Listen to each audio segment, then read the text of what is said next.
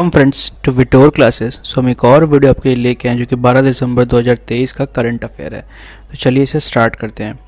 पहला है Parama Sen, the additional secretary in the department of expenditure with the finance ministry has been appointed as a part time member of pension fund regulatory and development authority FPFRDA by the centre. तो ये main इसमें क्या था, जो परमा सेन है उन्हें additional secretary बनाया गया department of expenditure in the finance secretary has been appointed as a part-time member of the pension fund regulatory and development authority।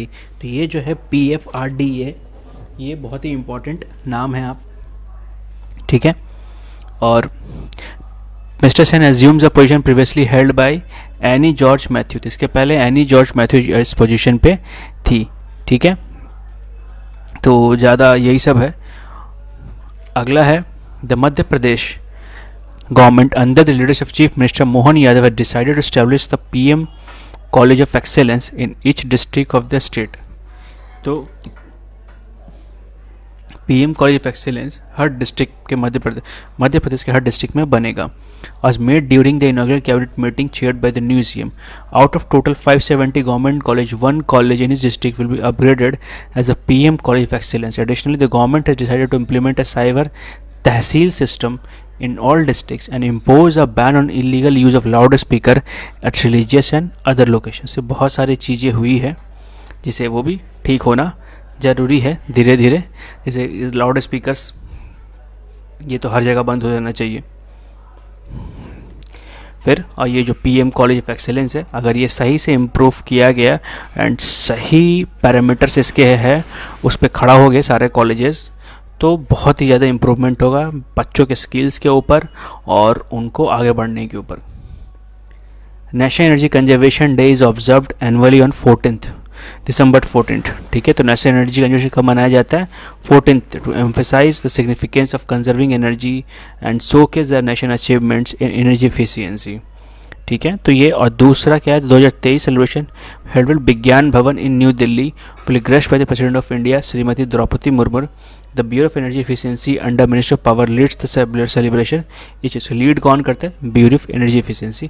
और एनर्जी कंजर्वेशन हर किसी के लिए इम्पॉर्टेंट है, चाहे आप हो, हम हो या कोई और भी हो। तो जितना ज़्यादा हो सकता है एनर्जी कंजर्व करे ताकि आने वाले फ्यूचर में के लिए या हमारे लिए जब हम आगे बढ़े तो ये कुछ बचा रहे और कुछ बहुत कुछ अच्छा ठीक से हम लोग कर पाए। क्योंकि हमारी पूरी लाइफ अभी एनर्जी पर डिपेंडेंट है। आपके फ़ोन चलाने से लेके कहीं जाने तक हर चीज़ में एनर्जी लग रही है। तो अगर आप ही सोचिए कि अगर आप कल को फ़ोन ना चला पाए तो क्या हालत होगा। अगला है 33rd Vyas Samman will awarded to distinguished Hindi writer Pushpa Bharati this year. Instituted by the KK Birla Foundation in 1999, the award is presented annually for an outstanding work of Hindi literature by an Indian citizen published in the last decade। Pushpa Bharati has been selected for a memorous title यादें यादें और यादें। तो ये ध्यान रखिएगा कि व्यास सम्मान 33वां किसको मिला? पुष्पा भारती को। ये कौन से उसके किन टाइटल के लिए क्या लिखी थी? उनके लिए यादें यादें करके कहानी या कविता लिखी थी उनके लिए करके, मतलब किसी। और स्टार्ट कब किया गया था? KK Birla in 1991, KK Birla foundation की तरफ से।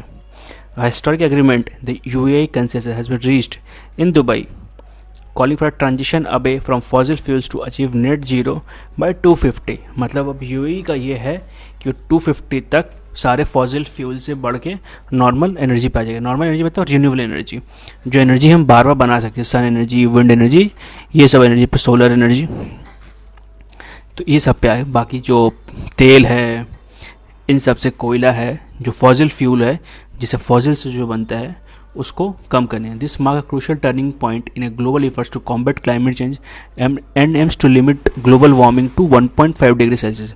मतलब जब टेम्परेचर हम 1.5 डिग्री सेल्सियस जो बढ़ रहे हैं वो उतना पे ही रुक जाए, उसके बाद ना बढ़े। क्योंकि जितना ज़्यादा टेम्परेचर बढ़ेगा उतना ज़्यादा ही बर्फ़ पिघलेंगे। बहुत सारी ऐसी चीज़ें हैं जो कि पिघलेंगी जिसके कारण से पानी बढ़ेगा, बाढ़ आएंगे, बहुत कुछ आएंगे। बहुत कुछ अंदर दबा है बर्फ़ के अंदर, गैसेस से लेके और पता नहीं क्या क्या, जो कि बहुत नुकसानदायक हो सकता है हम लोग के लिए एज ए ह्यूमन, बिकॉज शायद हम उतना इम्यून नहीं है उन सब चीज़। एक कोरोना आया था तो हमारी हालत सबकी ख़राब हो गई थी।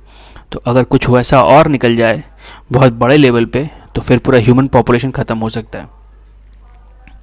अगला है Bangladesh observes martyr intellect day to commemorate the brutal events of 1971 when Pakistani forces killed hundreds of intellectuals including teachers, doctors, journalists and others in Dhaka and other parts of Bangladesh. On this occasion, President Mohammad Shahabuddin and Prime Minister Sheikh Hasina paid tribute to the martyred intellectual. तो बांग्लादेश में ये 14th को ये हुआ था Bangladesh 14th 1971 को कि Pakistani forces ने बहुत सारे पढ़े लिखे लोगों को सबको मार दिया था।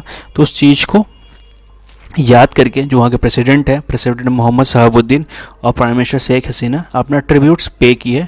ठीक है, तो इस तरीके से आप ध्यान रखें कि प्रेसिडेंट और प्राइम मिनिस्टर कौन कौन है, यही है।